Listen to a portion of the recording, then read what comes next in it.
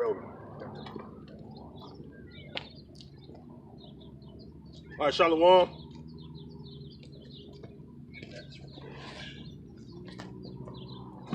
We out here once again. Today is Sunday, the 21st, March 21st, 2021. Back out here on the highways and hedges. First, I want to give all praises, honor, and glory to Yahweh, Ba'ashem, Yahweh Shah, Ba'ashem, Rachak Wadash. All right, double others to the elder apostles that rule well, and salutation to you, Akim, also that's doing this work in all truth and sincerity. And shalom to you few Akwaf and few sisters that watch and tune in and believe in Yahweh Ba'ashem, Yahweh Shah. Today, we're going into who is Esau, because these theologians, and then you have these wacky-tacky Christians, they actually think that Esau, Edom is done away with, or they don't exist no more. So, first and foremost, the Edomites are still here today. They are actually in the ruling seat, all right? And they the ones that are the central banking families on down to the average Joe Six-Pack so-called white person, all right? And they control everything, all right? So we're going to go in, all right, so we can identify Esau, all right, and to know who Esau is, because he's our number one enemy, all right, he and his descendants, because his descendants are here, just like Jacob descendants is us, all right, the so-called white man is Esau's descendants, okay? All right, so I'm going to start with, Naki, you want to grab go to your Apocrypha, 2nd Ezra, the 6th chapter. I'm going to grab some precepts too.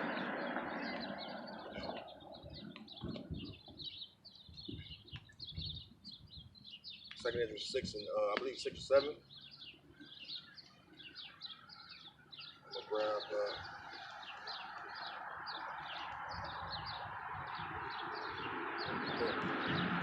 going to grab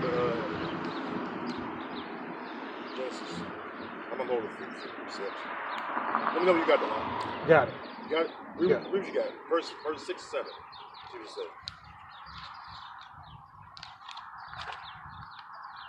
says. 2nd Ezra, chapter 6, verse 7. It reads, Then answered I and said, When shall be the parting asunder of the times? Or when shall the end of the first and the beginning of it that followeth? So the prophet Esdras was wondering, when will the word there would be Aeon, the age of rulership or empire, right? When would that be changing, right? Go ahead. Verse 8. And he said unto me, From Abraham unto Isaac, when Jacob and Esau were born of him. Jacob's hand held first, Slakia, to the heel of Esau. Verse 9. For Esau is the end of the world, and Jacob is the beginning of it that followeth. All right, now, there you go. Esau came out first, all right? And our forefather Jacob was holding on to Esau's heel, because it was symbolic of who would be the first and who would be the last, all right? And also, that was we're going to the enmity, I should say, all right, the hatred between the two. And Esau had a blessing, and Jacob had a blessing, all right? But more importantly, it says Esau is the end of the world, and Jacob is the beginning of it that follows. Now let's identify Esau, all right? The book of Genesis. Let it go, I have my finger on it. This is the book of Genesis, chapter 25. I'm going to go to verse 20. Yep. No, I'm starting 19. Because we're going to the origins of Esau. Or when Esau, Jacob came out of the womb and tied into what we just read in 2nd Ezra. All right, Genesis 25 and 19. And these are the generations of Isaac, Abraham's son. Abraham begat Isaac, and Isaac was 40 years old when he took Rebekah to wife, the daughter of Bethuel, the Syrian, of Padan Aram, the sister of Laban, the Syrian. And Isaac entreated the Lord for his wife, because she was barren. And the Lord was entreated of him, and Rebekah his wife conceived. And the children struggled together within her. Like I said, they was already warring with each other or at each other because of that enmity the Most High put between, going back to Adam and Eve, between her seed and his seed. Meaning what? During the time of Cain and Abel. All right, when Cain killed Abel and all that. All right, because Cain came back. He reincarnated. All right, came back in the flesh. Reincarnation means back in the flesh. He came back in the flesh as Esau. All right? But then he had that permanent mark that he was born with from the womb. Remember, because Cain was originally dark. He was originally a huge man. But once he killed Abel, the Most High put that mark upon him, took that melanin from him. So you understand. That brown pigmentation from him. All right, that's why people were trying to kill Cain, you know. It says, verse 22, and the children struggled together within her, and she said, if it be so, why am I thus? And she went to inquire of the Lord, and the Lord said to her, 2 nations are in thy womb. So when the brother read in 2nd Ezra, the 6th chapter, it said Esau is the end of the world, and Jacob is getting the death that followed. The nation of Esau is the end of the world, and the nation of Jacob will be the nation that's going to come into power once Esau is down. All right? Matter of fact,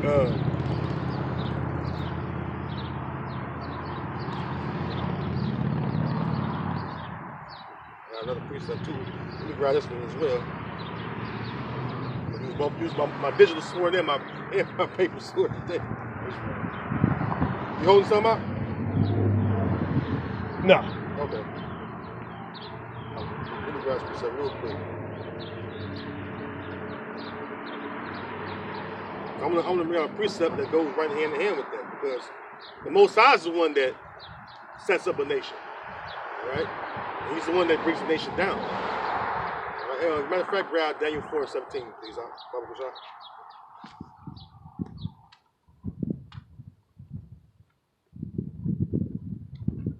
Psalm 75, verse 7, it says, but the Most High is the judge. He put it down one and set it up another. So when we went down into slavery, that was the Most High putting down Jacob and setting up Esau. All right? And we didn't have no control of that. You know, we rebelled and fought, we fought against Esau. All right? But we ultimately went down into slavery because the Most High was doing that.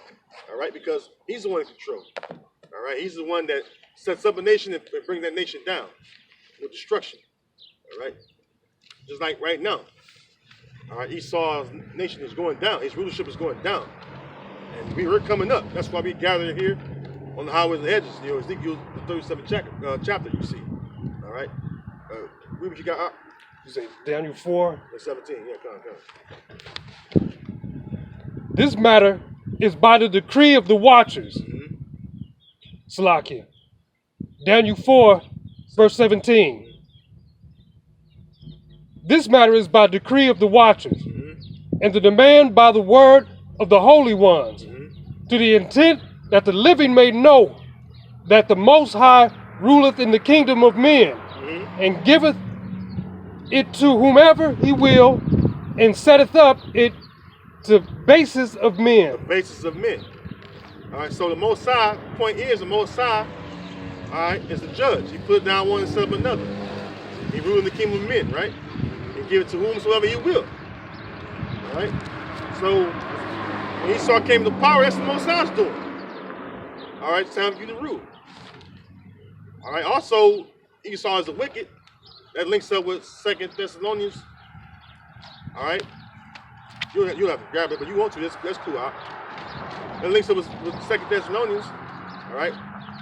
With that wicked be revealed, the man of sin, son of perdition, son of destruction. So during this time when Esau was put in the power by Most High, Heavenly Father. All right. He's been revealed. All right, since the Renaissance began, as the wicked. And then he's the son of destruction. He destroyed everything. Look at the state of the earth. So when Esau came to power, you seen his destructive behavior. You know, you seen his wicked acts that he's been doing since he's been in power. All right. So now, you know, we getting on Esau. All right, and we let him know. All right, the wicked things that he's done. All right, and now it's a problem. But you are the wicked, Esau. You're the wicked. All right, you've got control of the land of Israel, which is our land. All right, and you still doing wickedness. All right, so Isaiah, let favor be shown to the wicked, and the land of the uprightness when he deal unjustly. All right, so you got the land of Israel. All right, shaking a little bit, but you got the land of Israel. You got the power seat, or you're in the power seat right now, and you're doing wickedly, man. All right, so you can't blame it on anyone else. You're the one that's displaying your destructive behavior, your wickedness throughout the four corners of the earth. You're the one oppressing the people. You're the one that's smiting the people with a continual stroke. That's you, Esau. All right. Let me continue on to Genesis 25. Back in Genesis 25th chapter, I'm at the 23rd verse again. It says, "And the Lord said to her, 2 nations are in thy womb, and 2 manner of people shall be separated from thy bowels, and the one people shall be stronger than the other people, and the elder shall serve the younger." So, 2 nations, all right? You got 2 nations that's in the form of 2 babies, right? Well, one baby is he's going to father or be the progenitor of another nation, and the other the same. They were sons. All right, 2 boys. All right, 2 baby boys. He's one nation. All right, he's another nation. All right, he got this mannerism. He got this mannerism. All right, the elder going to serve the younger. And at the time, you know, Esau did serve us. It's notable during the time of King David. He was a Bog the Edomite. All right, you read that in Samuel, 1 Samuel, 2 Samuel, about when King David was ruling. All right, and we had Edomites up under us. All right, and during that time, yeah, he was serving us, but it's ultimately talking about what? The kingdom of heaven, because right now we're in Esau's heaven. All right, we're still in Esau's heaven. This is what they say. The white man's heaven is the black man's hell. All right. So, Esau, this is your heaven. This is your kingdom. All right, which was built by the Israelite slaves. All right. So-called Negro, Latino, Native Americans. All right. Built this place up to what you see today. All right. It says, the elder, Slocky, before I continue on, the elder, right? So let's see who the elder is, all right? Let's continue on to read. Verse 24, "And when her days to be delivered were fulfilled, behold, there were twins in her womb. And the first came out red all over like an hairy garment, and they called his name Esau." So the first came out red all over like a hairy garment, and they call his name Esau. Now you go into the word Esau, all right? It goes back, the base of the word is Ashah, all right? But the whole word would be Ashashwa, which means he is wasted, all right? It means he wasted, or you can say he is wasted. Because he came out different than what his parents looked like. And what was the color or complexion of his parents? They were brown people. All right?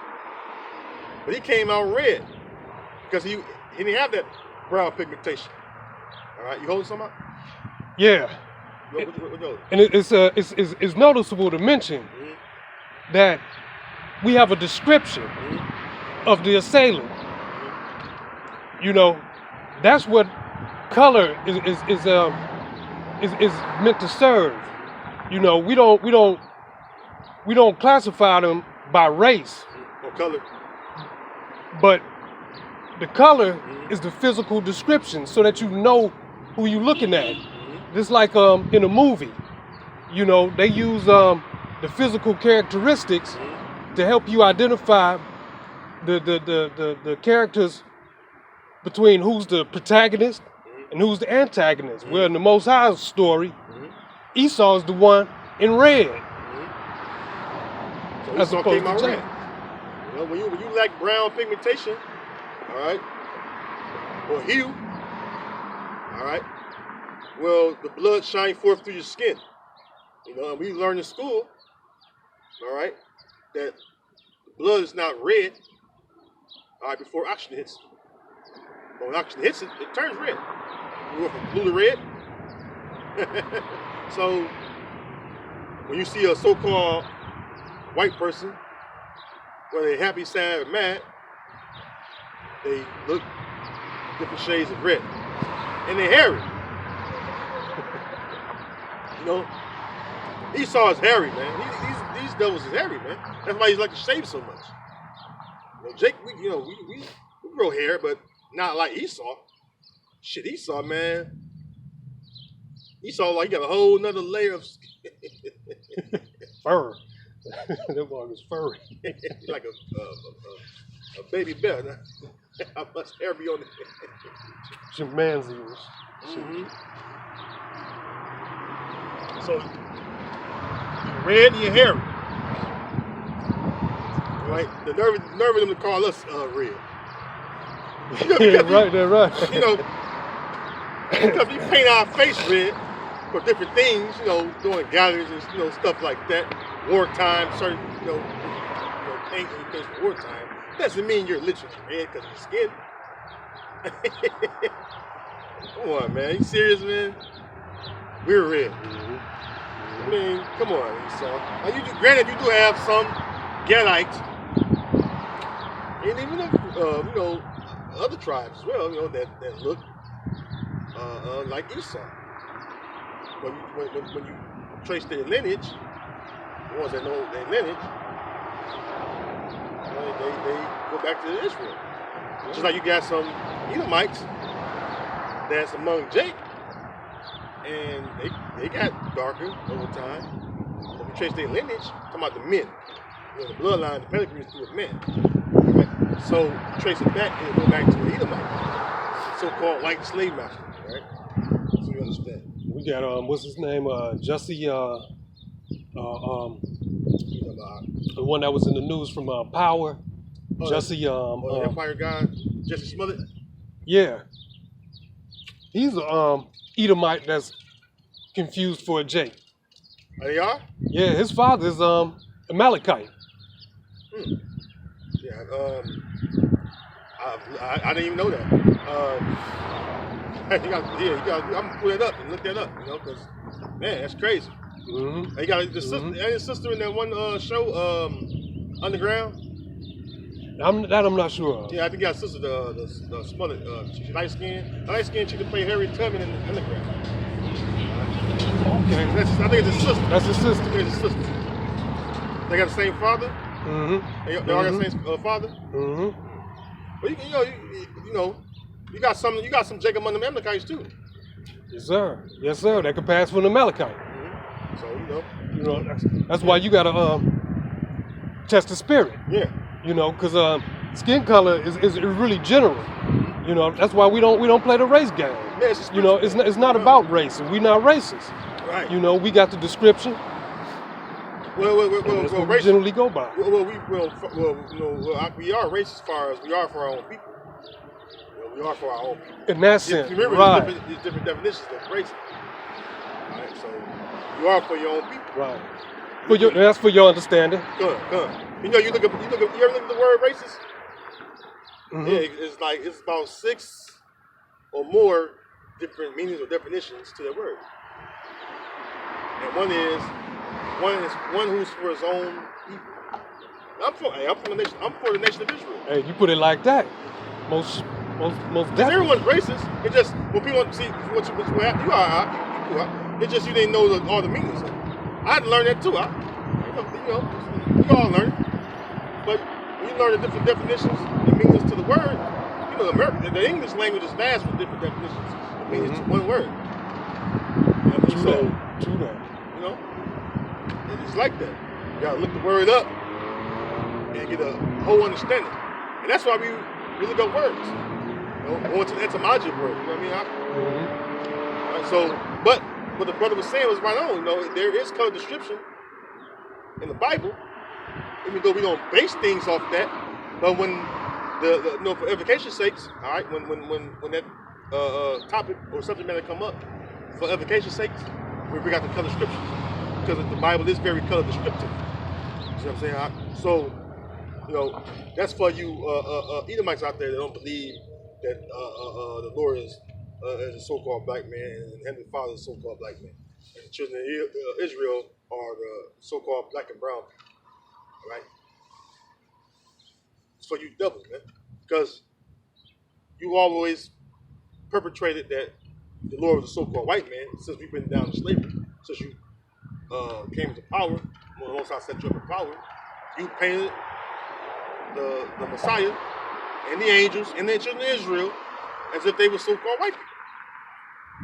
So for edification's sake, we break down that stronghold and show no. This is how the children of Israel look, and this is us. Okay.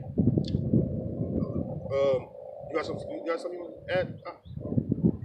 No, and that's for truth's sake. Mm-hmm.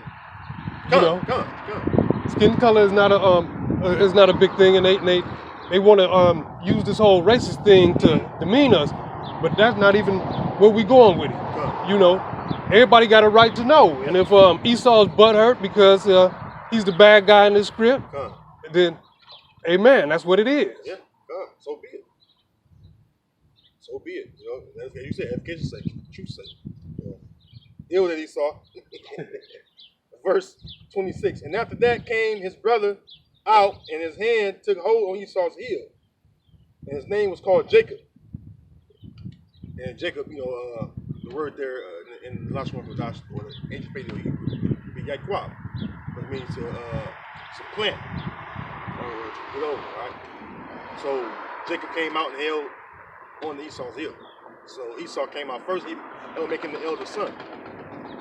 Right, and then go back to 2 Ezra 6th chapter. Esau's gonna be ruling, and then right behind Esau, Jacob gonna come up. Once Esau go down, we're coming up. We're on the come up. You know how Jake said, we're on the come up, man. I'm on the come up. We on the come up. And Esau butthurt about it. The Moabites ain't got shit coming, man. I think they going. China has the second strongest economy in the world. I don't give a damn how much economic power you Moabites, which are you so-called Chinese. I don't care how much you obtain, how much you are the world's biggest trade partner. You're going down just like Esau's going down. Just like Elam. Like Elam, Ishmael, all you heathen are going down. Period. Jacob got next. Jacob got next. And they say Jacob along with Ishmael and Elam and Ham and no. Jacob, man. Jacob, Israel. Got next. Right? It says 26, and after that came his brother out, and his hand took hold on Esau's heel, and his name was called Jacob, and Isaac was 80 years old when she bare them. Yeah, a score is 20, 3 score makes 60. So 3 scores, that's 3 times 20, maybe 60. He was 60 years old. Okay. 27. And the boys grew, and Esau was a cunning hunter. These are characteristics of Esau. So the boys grew, and Esau was a cunning hunter.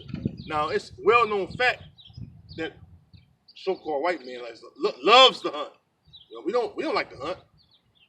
All right, but if you go over here in St. Joe or anywhere else where the Edomites live at, they got plenty of hunting gear or hunting stickers and memorabilia. People go out in the field and being hunters. Right?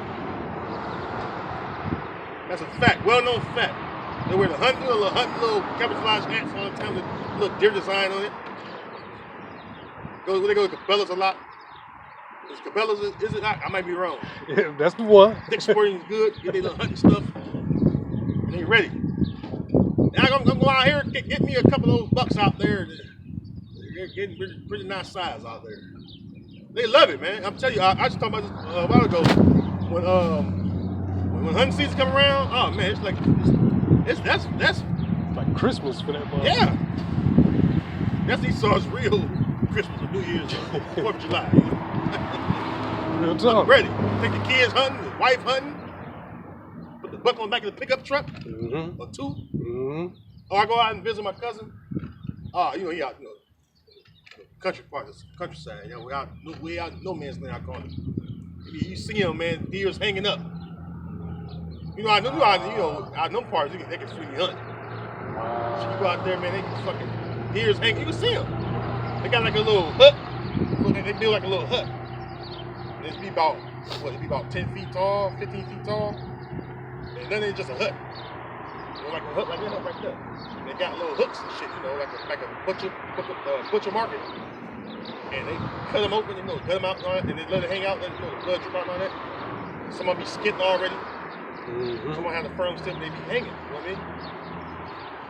And that's just for sport, because we got supermarkets where they do all that for you. You ain't got to do that. Yeah. You ain't got to do none of that. But they love getting into it. They love returning back to their heritage. They like those are they rehearsing they righteous acts. Well, no, it ain't righteous. Ain't nothing righteous about it. But hunting for sport, it ain't cool. You got the ecosystem, You got certain pieces of the field that gotta eat. So if they go to an area that's less populated with food to eat, like the wolves, he saw killed all the damn deer. Coyotes out there. They rehearsing their unrighteous acts, right? They in their element. Yeah. They in their element. Yeah. I know what you're trying to say, though. You caught that, yeah. they in their element, and they original characteristics, all right, the original form. Being man of the field, hunting, and all that. You know what I mean? So, but they hunt for sport. We ain't out there fucking hunting. You got some chicks go out there to experience that. Ain't nothing wrong with that. Experiencing hunting. You just learn how to hunt. Ain't nothing wrong with hunting. You gotta learn how to hunt to survive sometimes. So ain't nothing wrong with learning how to hunt. Well, that's a good thing. But what Esau does, like you say, they hunt for sport. They hunt. They killing deer unnecessarily. And that's back to. I'm sorry. Go ahead. No, my back. That's slocky. But that's back to his destructive nature. So bad that they had to make a hunting law where only a certain time to hunt in certain areas, so you don't wipe out the whole area of population of deer. Throw off the whole ecosystem. Gun. You're throwing the ecosystem off. That's crazy. Continuing on though, it says. And the boys grew, and Esau was a cunning hunter, a man of the field, and Jacob was a plain man dwelling in tents. Yeah, so Esau was a cunning hunter, a man of the field. You have to go out and explore things that really you ain't got no business exploring, but that's Esau. That's Esau. Them Steve Irwin type guys, they get ate up because they in some region or area of the land, they don't got no business being there. Why the hell you out here among the lions for? And you get eaten up, and he was a great guy. No, he was a fool. He was a fucking fool. Because ain't nowhere in the hell I'm gonna go out here with the lions at and chill with the lions. I'm not a gazelle. I ain't want the lion to come eat me. I mean, they do silly stuff like that. You know what I mean? All right, so continue on. Well, say Jacob dwelling in his tent, right? Jacob was a plain man dwelling in his tent. A lot of us, we just chill, man. That's a well-known talk about us. If it ain't party time, we chilling. Especially being in captivity, you gotta work all the damn time. Ain't that right? You gotta work. Jake gotta work, man. You work 5, 6 days, 7 days a week. Shit. You come in out the field, you want to kick your feet up. You come from the your plantation wouldn't work. You know, not work, but you come from your plantation, your job, aka your job. You want to rest. And it ain't nothing different. You know, back in the day, you was forced to work. At least, I mean, now you work, you give you some wages, even though it ain't nowhere near enough. But shit, you tired. The soles of your feet is tired. Your body is tired. You're mentally tired. You're physically drained. You worked all day. And we have hard jobs. So even when you have an off day or two, and it rarely comes around, all right, you want to rest and chill at the crib. And what you doing? Like, oh, I'm crib chilling. What's going on? And that's your everyday. The vast majority of us, when we greet each other and see what each other up to, that's what we say. I'm chilling. But the crib slide. Yeah. Oh man, kick it back out. I'm kicking back, man. You know, that's what we do. Kick it back. In other words, chilling. Right? But it's tent mean the tent is the house, home. You know, it's this thing that we just these guys are always out and about doing bad things. No, a lot of us chill at home, man. We're a few knuckleheads in the neighborhood, in the community, and now everybody else doing it. No, some few knuckleheads just doing it. Not the whole neighborhood, but most of us at home chilling. It says, verse 28, and Isaac loved Esau because he did eat of his venison, but Rebekah loved Jacob. Yeah, so Isaac loved Esau, naturally, your eldest son, And that's big. And you have a son, And in this society, having a son, that's taken lightly. When a daughter's born, you have a daughter. Oh, she said, look at, the son come out, give me a fucking truck. Shut the fuck up. That's how boys treated. I'm just saying, you gonna be a crybaby. The world views man-child. It's like they're not gonna be nothing. Like, come on. Your son is most important. He's gonna carry your bloodline. Your pedigree gonna continue through your son. So in my eyes, if you thinking upon the scriptures, well, he's gonna carry forth my blood. Because now he can have a seed, aka a son. Alright? In the Hebrew word there's bun. And then he can have a son. And I'm continuing on my bloodline. I can come back through that's how you come back. Exodus 20 chapter, you come back, third or fourth generation, through your sons, though. All right? Because it pedigree through your fathers. So your son is important. You know what I'm saying? I love my daughters, yeah, of course, but yeah, my son's more important than them. Especially when we got only one son or a couple sons. Well, you watch over them real carefully. I mean, that's what I do. So going back to the venison part.